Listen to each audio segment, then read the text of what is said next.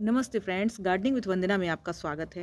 ये जो आप सुंदर से फूल देख रहे हैं, गजानिया इसको कहते हैं। विंटर का फ्लावरिंग प्लांट है और बहुत खूबसूरत होता है और इससे हर गार्डन में लगभग लगाया जाता है। काफ़ी हद तक आप इनके बारे में जो इनको लगाने का तरीका है लगभग जान भी रहे होंगे, लेकिन कुछ एक ऐसी टिप्स वगैरह बताऊँगी जिनको कि आप अपनाते हैं तो इनके जो फूल हैं वो लॉन्ग लास्टिंग रहेंगे। क्योंकि हमारा एक उद्देश्य होता है कि जब फूल आ जाएँ तो उनको लंबे समय तक कैसे रखना है, इसकी ज़्यादा टेंशन रहती है। एक बार फूल आ जाएँ और फूल सूख जाएँ तो पूरी मेहनत बेकार हो जाती है कि एक ही बार फूल आए और ख़त्म हो गए। तो इनमें लॉन्ग लास्टिंग फूल ये कैसे बने रहेंगे, इसके बारे में आज की वीडियो में मैं बताऊंगी। और इनकी जो केयर है उसको कैसे करनी है, क्योंकि केयर अच्छी होगी तभी ये लॉन्ग लास्टिंग फूल चलेंगे। बहुत सुंदर से खूबसूरत से फूल, और जब ये गमले में देखिए पूरे भर जाते हैं। ये छोटा सा गमला है, इसमें भरे हुए हैं और इसमें बहुत खूबसूरत से फूल आते हैं। तो ज़्यादा देरी नहीं करते हुए आइए चलिए वीडियो शुरू करते हैं। इनको दिवाली के आसपास लगाएं आप। उस समय इनकी पौध छोटी छोटी सी मिलने लगती है, 10 से 15 रुपये, 20 रुपये, या बड़ा पैकेट रहता है तो 25 रुपये, 30 रुपये में मिलेंगे। मतलब इनकी जो शुरुआत है वो 10 से 15 रुपये में मिलनी शुरू हो जाती है। छोटी छोटी पौध, छोटी पौध लाने से क्या होता है कि ये बहुत अच्छे से आपके जो घर का इन्वायरमेंट है उसमें ढल जाते हैं और इनमें कोई पेस्ट अटैक वगैरह भी बहुत कम होता है अगर आपने प्रॉपर इसमें पानी का ख्याल रखा है और बहुत ज़्यादा पानी नहीं दिया है। पानी का ख्याल रखने का मतलब बार बार पानी देना नहीं होता है। जब ऊपर की जो मिट्टी है वो सूख जाए तब इसमें पानी देना ज़्यादा सही रहता है। और इनको थोड़ा थोड़ा सा आप देखेंगे कि जैसे जरबेरा के पौधे लगाए जाते हैं, कुछ कुछ जरबेरा जैसे फूल भी इनमें होते हैं, तो उनकी केयर भी वैसे ही होती है। तो जब इनकी मिट्टी की जो सरफेस है वो सूख जाए तभी आप इसमें पानी दें। मिट्टी इनकी कैसे बनाएं कि एक हिस्सा मिट्टी, एक हिस्सा खाद और एक हिस्सा रिवर सैंड मिलाएं, और उतने में ही ये अच्छी फ्लावरिंग करने शुरू करेंगे। इनकी जो पौध है वो आपको नर्सरी से लानी होती है। इनके बीज देखिए, ये जो फूल खिल जाते हैं इसके भीतर ही इनके बीज बनते हैं। तो ज़्यादा आप बीजों के बचाने के उसमें ना रहें। नई पौध आप जब विंटर आएगा, दिवाली के आसपास आप इनकी नई नई पौध लाएं। आपको मैंने बताया है कि 15-20 रुपये से लेकर 50 रुपये के भीतर आपको मिलेंगे। वो आप ले करके आएँ और अपने यहाँ लगाएं दिवाली के आसपास। और इसमें खाद देने की शुरुआत करें। खाद अच्छी दें और उसके बाद से इनको धूप में रखें। धूप में रखना ज़्यादा ज़रूरी है। और ये जो मिट्टी की सतह जब सूख जाती है तो इसमें पानी दें। पानी ज़्यादा नहीं देना है। अच्छा, जब इनकी पौध लगाएं तो एक मिट्टी और खाद की बात तो बाद में करते हैं। पहले इनको जो लगाने का तरीका है उसमें कुछ टिप्स एंड ट्रिक्स होती हैं जिनको कि आप जान लेते हैं तो आप बहुत सुंदर तरीके से पौधे लगा लेंगे। आप देखेंगे जरबेरा जैसे ही इनके फूल होते हैं तो इनकी केयर भी थोड़ी थोड़ी जरबेरा जैसी ही होती है। इनका ये जो क्राउन एरिया है, ये देखिए यहाँ से ये मल्टीप्लाई भी किए जा सकते हैं बरसात वगैरह में। देखिए ये कितने मल्टीप्लाई हुए हैं। एक ये देखिए, एक इधर ये एक पौध तैयार हो रही है, एक इधर तैयार हो रही है। इसी तरह से इसी में मल्टीप्लाई जितने ज़्यादा होंगे फूल उतने ही ज़्यादा आते हैं। तो आप क्या करें कि इनकी जो क्राउन एरिया है उसको ऊपर ही रखें। उसको नीचे अगर दबा देंगे तो फंगस वगैरह से ये ख़राब हो जाती हैं। ये देखिए, यही इनका क्राउन एरिया है जिनको कि मिट्टी के भीतर नहीं जाना चाहिए। बस इतना ख्याल आपको रखना है, आपके पौधे ख़राब नहीं होंगे। अगर ये मिट्टी के भीतर चले गए, जहाँ से देखिए पत्तियाँ निकल रही हैं, जहाँ से फूल निकलना, फूल की जो ये स्टिक है ये निकल रही है, वो हिस्सा आपका मिट्टी के नीचे नहीं जाना चाहिए। तो आप देखेंगे कि पूरे भर भर के सुंदर से ऐसे देखिए फूल जैसे अभी आए हुए हैं, ऐसे सुंदर से फूल आएंगे और कभी भी आपका प्लांट ख़राब नहीं होगा। और यही क्राउन पार्ट जो है नीचे का हिस्सा वो मिट्टी के भीतर चला जाता है तो फंगस लगती है, पौधा तुरंत मर जाता है।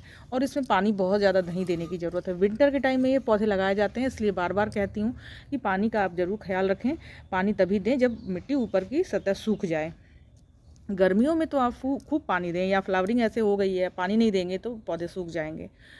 अब उसके बाद से इसमें क्या करना है कि इसे पूरे टाइम सनलाइट में ही रखना है। आप देखते होंगे कि जब भी सनलाइट रहती है इनके फूल खिले रहते हैं, और जैसे जैसे शाम ढलती है इनके जो फूल हैं वो ऐसे बंद हो जाते हैं, और सुबह जैसे जैसे धूप बढ़ती है इनके फूल खिल जाते हैं। तो इनका यही तरीका होता है, खिलने का पैटर्न है यही।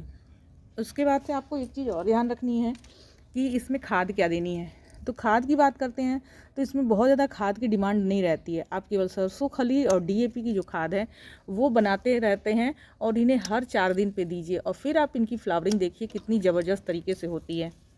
तो खाद की ये एक टिप्स हो गई कि आपको खाद 4 से 5 दिनों में एक बार ज़रूर दे देनी है। बहुत पतला सा सोल्यूशन बना के देना है।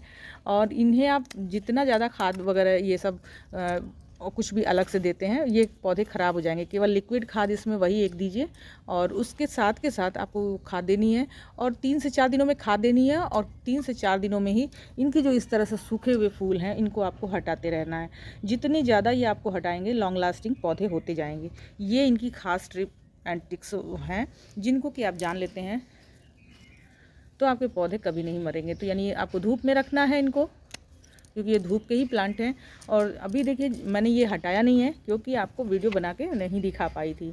ये हटाते ही आप 2 से 3 दिनों में देखेंगे खूब ढेर सारी बड्स आएंगी और प्लांट आपके बहुत अच्छे से तेज़ी से चलेंगे। और जब इनकी जो बड्स हैं सूखे हुए, इनको काटते हैं ना, तो इस चीज़ का ध्यान रखें कि जैसे ये फूल है तो यहाँ से नहीं काटें, आप नीचे से जहाँ से ये निकल रहे हैं वहाँ से आप इसको ऐसे काटें, ऐसे लंबी डंडी इनकी काटें तो ये ज़्यादा, क्योंकि ये इतना रह जाएगा तो ये बहुत ज़्यादा एनर्जी खाते हैं इस तरह के अनावश्यक पौधे। इवन कभी कभी होता है पत्तियाँ भी अगर किसी प्लांट में ज़्यादा हो जाएँ तो आप उनको भी हटा सकते हैं। जैसे गुलदाउदी जब आप लगाते हैं ना तो शुरुआत में पत्तियाँ भी बहुत, कभी कभी नाइट्रोजन की मात्रा अधिक हो जाती है तो पत्तियाँ बहुत हो जाती हैं, तो हम कई बार पत्तियाँ भी हटा देते हैं। यही काम आप डहेलिया में भी कर सकते हैं। तो सूखे जितने भी पत्ते हैं, जितने भी सूखे फूल हैं, जितना ही हटाएंगे पेस्ट अटैक बिल्कुल नहीं होंगे। और जो मरे हुए फूल हैं वो लगे रहते हैं तो पेस्ट अटैक का खतरा भी हमेशा बना रहता है। तो ये आपको ये वाले काम ज़रूर करने हैं कि इनके जो फूल हैं वो हटाते रहें। आप देखेंगे इनमें ज़्यादा नहीं था तो इसमें देखिए कितनी भर के फ्लावरिंग हुई है। और गमला आपको 10 इंच से बड़ा गमला इसमें नहीं लेना है। ये देखिए 8 इंच के गमले में मैंने लगाया हुआ है और कितने सुंदर से फूल हैं। और आपको ये वाले पौधे दिखाऊं, आप इसमें देखिए कितनी ज़्यादा डेड हेडिंग करने की इसमें ज़रूरत है। फूल अपने आप कम हो गए हैं इसलिए क्योंकि देखिए ये घास वगैरह उगाई है, ये इस तरह से सूखे फूल लगे हुए हैं तो सारी एनर्जी इसमें चली जाती है, ना कि नई बर्ड्स बनाने में पौधा काम करता है। तो अब एनर्जी इनकी जहाँ जाएगी ग्रोथ उसी में होगी। तो हमें जब ग्रोथ लेनी है तो जितने भी ये पौधे सूखे हुए फूल हैं पौधे पे लगे हुए, उनको सबको डेड हेड करना है। तो ये विंटर का एक बहुत बड़ा काम होता है। जितने भी फूल आप जितने ज़्यादा फूल लगाते हैं डेड हेडिंग आपको उतनी ही करनी पड़ती है। तो मैं पूरा 1 घंटा मुझे सुबह सुबह के टाइम में देना पड़ता है। आज मैंने ये जो पिटूनिया के पौधे हैं इनकी भी डेड हेडिंग करी है। डेड हेडिंग बहुत ज़्यादा ज़रूरी होती है विंटर प्लांट्स के लिए। तो छोटे छोटे पौधे आप लाएं और अच्छे से इनको उगाएं। इनमें ज़्यादा कोई बताया जैसा कि पेस्ट अटैक कोई नहीं होता है, आप बड़े आसानी से इनको उगा सकते हैं। जितनी भी घास वगैरह हैं वो निकालते रहें।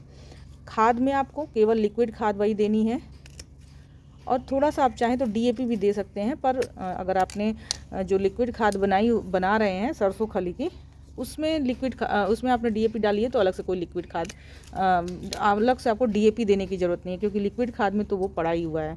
तो इसलिए ज़्यादा झंझट नहीं करना है, और वो लिक्विड खाद आपको हर 4 दिन में देते रहना है। और जब भी आप ऐसे डेड हेडिंग करें और थोड़ा इसमें लिक्विड खाद दे दें, फिर आप देखें कि इनकी ग्रोथ ज़बरदस्त होगी। 2-3 दिनों में फिर ये पौधा अच्छे से खूब अच्छी सी फ्लावरिंग करेगा और भर जाएगा।